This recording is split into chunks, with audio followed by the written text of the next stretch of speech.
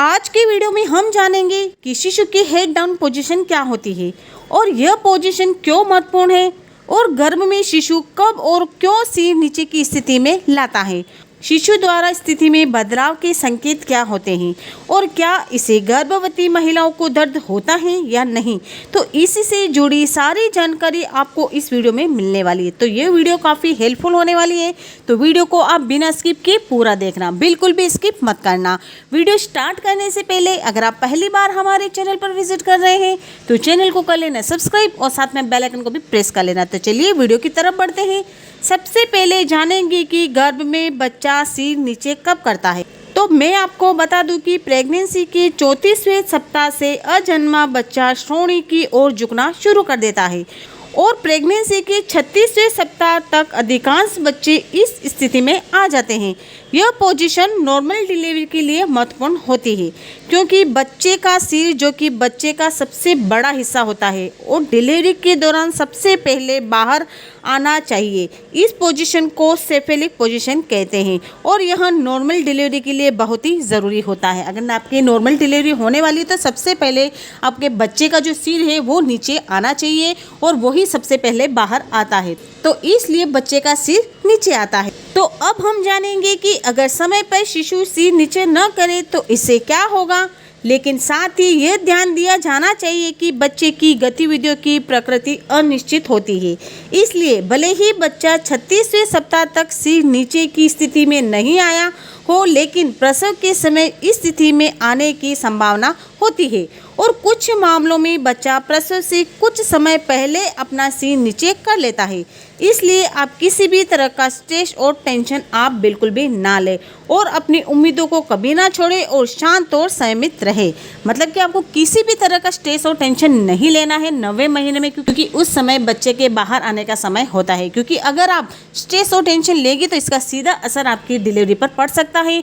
आपको normal delivery की जगह आपको फिर सीजरियन डिलीवरी का सहारा लेना पड़ सकता है। तो इसलिए किसी भी तरह का स्ट्रेस और टेंशन आप ना ले, अपने आप को खुद को शांत रखें और खुश रखें।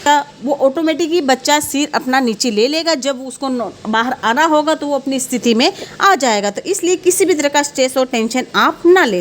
तो अब हम जानेंगे कि शिशु का सिर नीचे की ओर होने पर आपको क्या लक्षण दिखाई देंगे।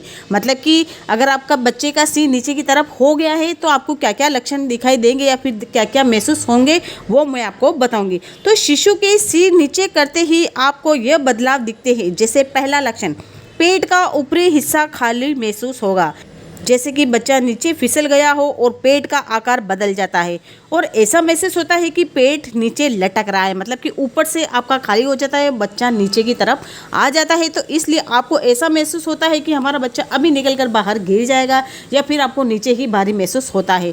तो ये लक्षण के आधार पर आप पता लगा सकती हैं कि आपका डिलीवरी का समय अब नज़दीक आ चुका है और आपकी डिलीवरी कभी भी हो सकती है। और दूसरा लक्षण, चूंकि बच्चे का सिर श्रोणि से जुड़ा होता है इसलिए बच्चा केवल हाथ और पैर ही हिला सकता है, तो आप पेट के निचले हिस्से में हलचल महसूस नहीं करेंगे, लेकिन हलचल ऊपरी पेट और पेट के किनारों तक ही सीमित होगी। इस लक्षण के आधार पर भी आप पता लगा सकते हैं। वहीं तीसरा लक्षण, सांस लेने की समस्या दूर हो जाएगी क्योंकि बच्चे का वजन अब फेफड़ों पर काफ़ी कम हो जाता है और बच्चे का सबसे भारी हिस्सा जो सिर है अब फेफड़ों पर दबाव नहीं डालेगा क्योंकि बच्चे का सिर श्रोणि से जुड़ा होगा।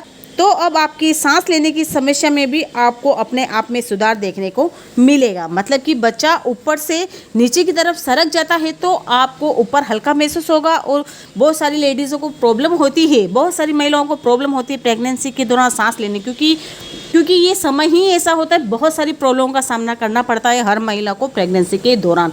और बहुत सारी महिलाएं ऐसी हैं जिनको सांस लेने में प्रॉब्लम होती है, लेकिन जब भी बच्चा नीचे की तरफ आ जाता है तो आपकी वो प्रॉब्लम दूर हो जाती है और आप आराम से सांस ले पाती हैं। तो मतलब इस लक्षण के आधार पर भी आप पता लगा सकती हैं कि आपका बच्चा नीचे की तरफ आ गया है। वहीं चौथा लक्षण, आपको पेशाब करने की अधिक इच्छा होगी। फेफड़ों से दबाव दूर हो जाता है लेकिन अब मूत्राशय पर अधिक दबाव पड़ता है, इसलिए आपको पेशाब करने के लिए कई बार टॉयलेट जाना पड़ता है। मतलब आपको ऐसा महसूस होगा कि बार बार टॉयलेट जाने की ज़रूरत पड़ सकती है। अभी आप कर क्या है तो वापस आपको ऐसा महसूस होगा, बारी बारी महसूस होगा कि आपको वापस से टॉयलेट जाना है, तो मतलब वहाँ पर दबाव पड़ता है, इसलिए आपको बार बार ऐसा महसूस होता है। वहीं 5वां लक्षण, शिशु की इस पोजीशन से आपको पीठ दर्द और पेट के निचले हिस्से में दर्द की समस्या का सामना करना पड़ सकता है, क्योंकि बच्चा आपकी श्रोणि पर दबाव डाल रहा है और बच्चा नीचे है और इसलिए गुरुत्वाकर्षण बिंदु बदल जाता है, जिससे आपको चलने, बैठने या खड़े होने में थोड़ी परेशानी होती है।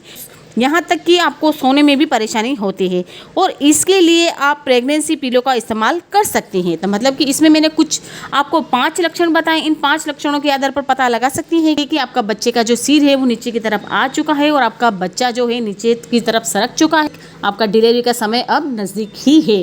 तो इस वीडियो में मैंने बताया है कि गर्भ में शिशु का सिर जो होता है वो नीचे कब करता है और क्यों करता है, वो सारी जानकारी मैंने इस वीडियो में दी है। तो आई होप कि आपको आज की वीडियो पसंद आई होगी।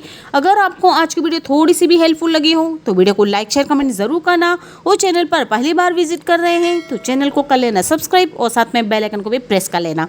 तो चलिए मिलती हूँ नेक्स्ट वीडियो में, तब तक के लिए bye bye and take care.